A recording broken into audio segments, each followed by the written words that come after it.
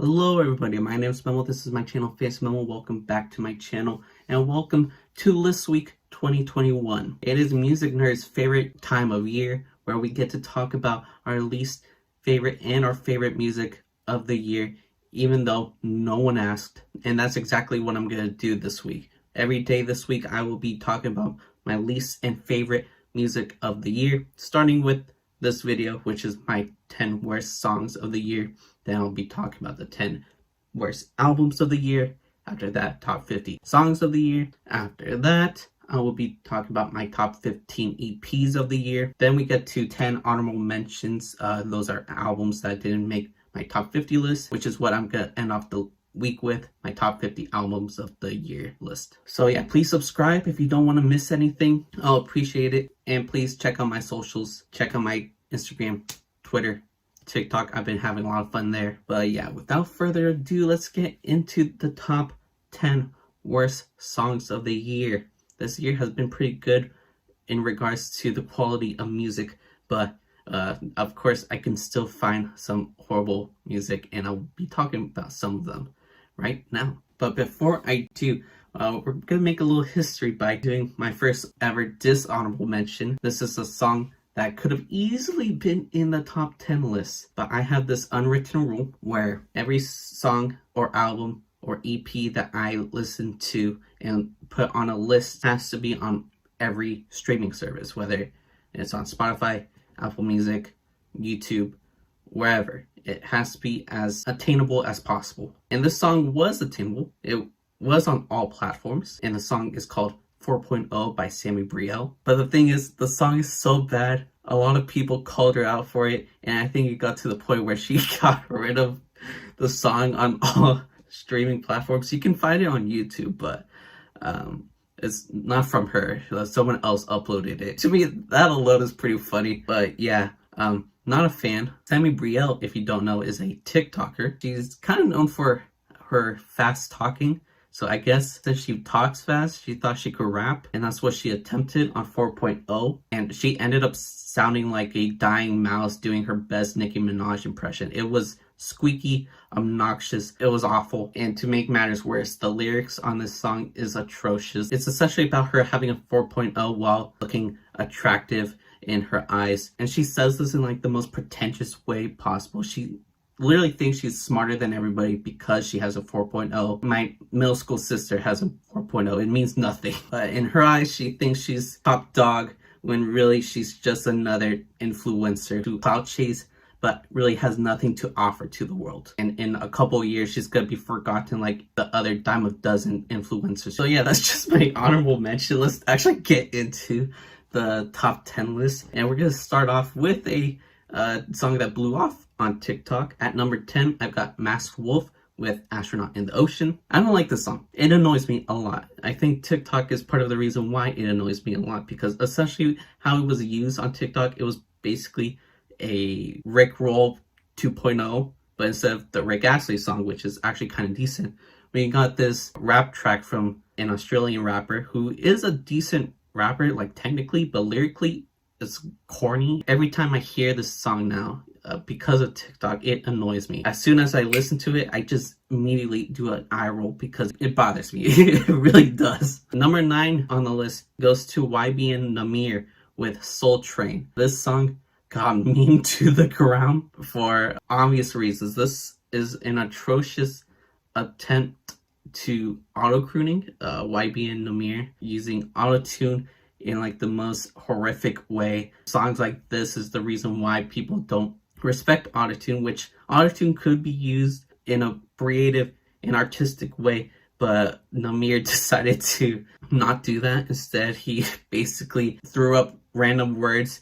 slapped a lot of autotune on it, and did it over this whack dance beat that he should have never touched to begin with. I kind of find it entertaining. Like, it is kind of funny, but it's definitely not good. At number 8, I have Addison Rae with Obsessed, another TikToker who has really no talent whatsoever. And you can tell just by listening to this song because her singing provides nothing. There's like no soul, no emotion, bland. Just like the instrumental, the beat on this thing is boring. But the worst part about this song is it's the lyrics. Essentially, it's Addison Rae obsessing over herself. She sounds very conceited. You know, she's talking about how she thinks everybody's obsessed with her, and she understands why because she's even obsessed with her. And to me, that's gross. That's a weird way to look at yourself, in my opinion. So yeah, this was a whack attempt to a pop career. I don't even know if she released any more songs. Like, the song was so bad. I just wanted to forget about her and her music. At number 7, we've got Leray and Pooh Shiesty with Big Purr. This song just annoys me. I've never really been a fan of Leray. I find her annoying. I find her voice annoying as well. I'm not the type of person that would go to her concert, just stand there. I think that's extremely disrespectful.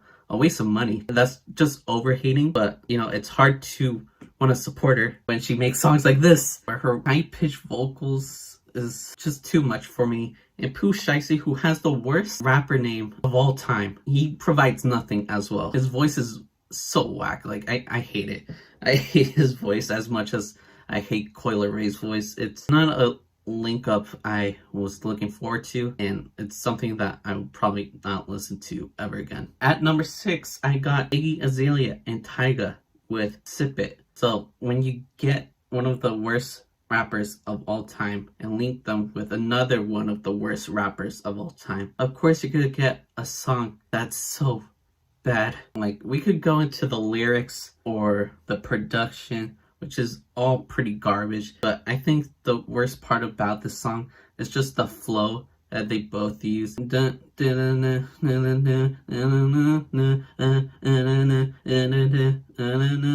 they go on like that throughout the entire song. The song feels like it's 30 minutes. It's so boring. They provide nothing to interest the listener at all. At number 5, we've got Tramp Stamps with I'd Rather Die. So Tramp Stamps is an industry plant, or at least that's what they say. And I'm usually not one to like spread rumors on whether or not someone's an industry plant, but I can see why this group is an industry plant. They have a history with pop music, I believe, but out of nowhere they came out saying they've been punk their whole lives, and the punk music they make is atrocious. It's generic. It's almost as bad as MGK's music, but not quite. Yeah, I really hate this song, especially with the hypocrisy, because yeah, the generic punk instrumentals and vocals are whack, but like, the hypocrisy really bothers me. Essentially, the song is about how they're not into sleeping with white dudes. But the thing is, I'm pretty sure one of the members is married to a white dude. So what's going on? Why lie? What's the point of lying? You didn't have to make this song. You didn't have to lie, but you did. And that's like the least punk thing to do. They're just lying for no reason. There's probably a reason. The reason why they're lying is to make controversy, to get people's attention. But like, I don't think this is the attention they would want, because no one takes them seriously. I definitely don't, and I'm sure their career is gonna disappear in the next day or two. Number 4, I don't want to do this because for the most part I respect all the rappers here, but I have to mention this song. It's called Prrdd by IDK featuring Westside Gunn, MF Doom, and Electronica.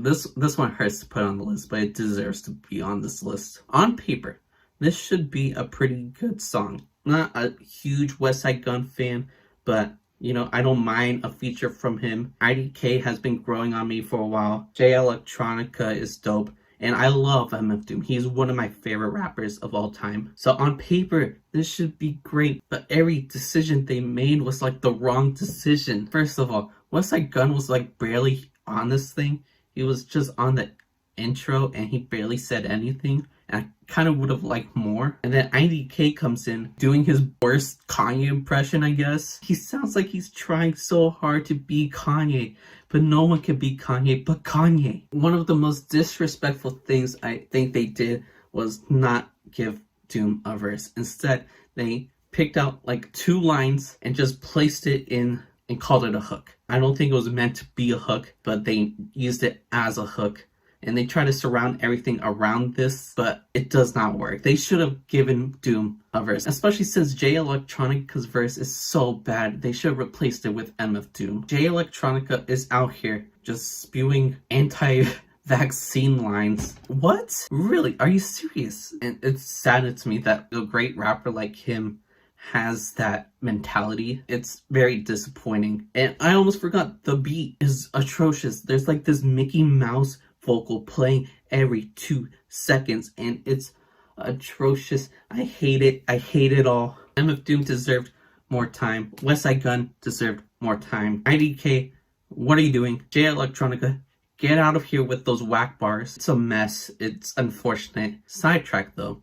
I ranted about this song on Twitter, and guess who liked my tweet? Jay Electronica. Alright, we're at the top 3. At number 3, I kind of feel bad for this, but it's Bella Poarch with Build a Bitch. I hate it. I hate it so much. I've seen interviews of Bella Poarch and she seems like a good person, but man, this song sucks. I appreciate the message it's trying to spread, how men shouldn't dictate what a woman should look like. Women have different looks, different bodies, and they should all be appreciated and loved. And I respect the message a lot, but I think the delivery is atrocious. I see what she's going with, like build a bitch, build a bear. It's childlike, so make the song childlike. But to me, it's very novelty. It's very corny how she did it. And of course, it's very annoying. The hook is catchy, but in like a horrible way. Like, I don't want this in my head. Please get out. And to add on all that, I don't think the singing performance was good at all.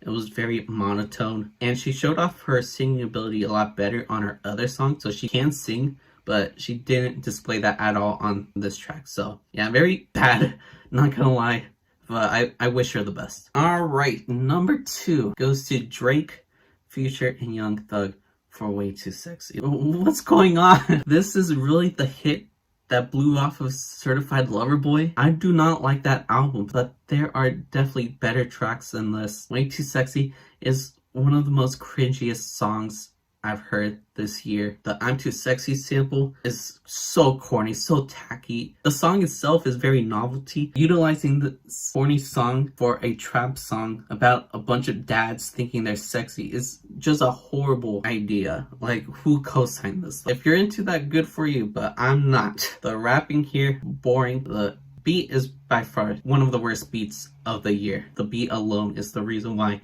this song plays so high on the list. I don't see why they thought this would be a good idea. This song is embarrassing. Why would anybody think this was a good idea? It's just sad to see that, like, this is the type of Drake music that's being played. He's had so many great hits, and this is the song that's playing all over the radio right now. All right, time for my number 1 worst song of the year, and that goes to Kid Rock and Monster Truck with Don't Tell Me How to Live. And yeah, this is easily the worst song of the year. Essentially what we got here, if you don't know, was Kid Rock and Monster Truck having a big old temper tantrum. They're a little grumpy little boys. Why? Why are they so grumpy? Because they have to put on one of these, a mask. They are whining in song form just because they're afraid to put this over their little widow faces because they're big babies. Like, this man is like 82 years old or something, and he's still having temper tantrums like as if he was a 2-year-old. And how can a man called Kid Rock be so soft? Like, come on, grow up a little. It's a mask.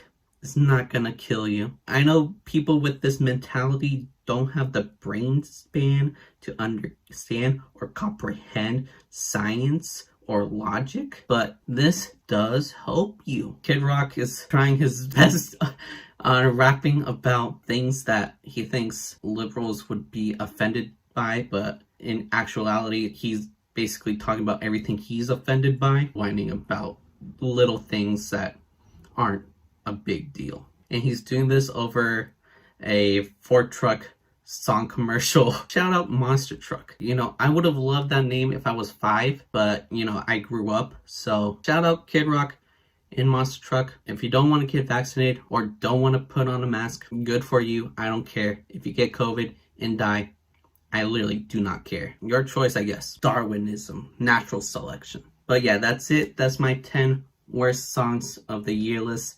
Thank you for watching. Make sure you're subscribed so you can check out my next video, which would be my top 10 worst albums of the year. But yeah, thank you guys for watching this video. If you like the video, that makes sense, right? Comment down below what is the worst song of the year in your opinion. Let me know. But yeah, I'm done here. So thank you guys for watching.